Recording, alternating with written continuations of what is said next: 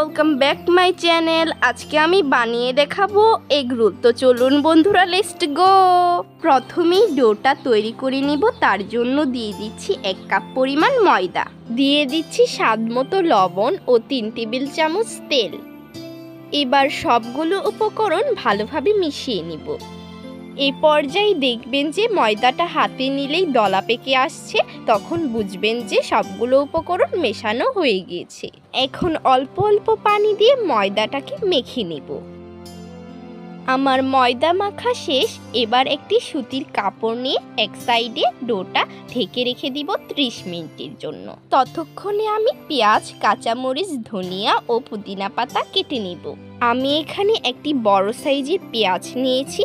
এবার এটাকে কেটে নিচ্ছি। পেঁয়াজটা আমি এইভাবে কেটে নিচ্ছি।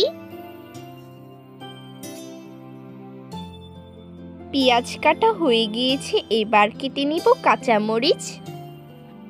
আমি এখানে 5টি কাঁচামরিচ নিয়েছি, আপনারা চাইলে কম বা বেশি নিতে পারেন। এবার আমি ধনিয়া পাতা কেটে নিচ্ছি। সবগুলো উপকরণ কাটা হয়ে গিয়েছে। এবার একটি ডিম ফেটিয়ে নিব। এখন দিয়ে দিলাম সেই আগে থেকে কেটে রাখা উপকরণগুলো। তার সাথে দিয়ে দিলাম স্বাদমতো লবণ ও হলুদের গুঁড়ো। এবার ভালোভাবে মিশিয়ে এক সাইডে রেখে দিব। 30 মিনিট পর ডোটা নিয়ে আসলাম। দেখুন ডোটা কত সফট হয়েছে। এখন একটি লেচি কেটে একটি রুটি বানিয়ে নিব। রুটিটা কিন্তু খুব বেশি পাতলা হলে চলবে না, এরকম থিকনেসে বানিয়ে নিব। এবার রুটিগুলোকে ভেজে নিব। রুটিগুলোকে ভালোভাবে উল্টিয়ে পাল্টিয়ে ভেজে নিব। এই পর্যায়ে পরিমাণ মতো তেল দিয়ে দিব। এবার ডিমের ব্যাটারটা দিয়ে দিব। এবার রুটিটাকে উল্টিয়ে পাল্টিয়ে ভালোভাবে ভেজে নিব।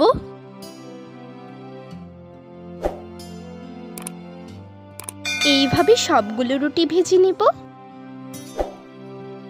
সবগুলো রুটি ভাজা হয়ে গিয়েছে। একটি রুটিতে শসা কুচি, পেঁয়াজ কুচি, কাঁচামরিচ কুচি ও বিট লবণ দিয়ে একটি কাগজের সাহায্যে রোল করে নেব। রোল করা হয়ে গিয়েছে, কেটে নিয়ে আপনাদের দেখাচ্ছি।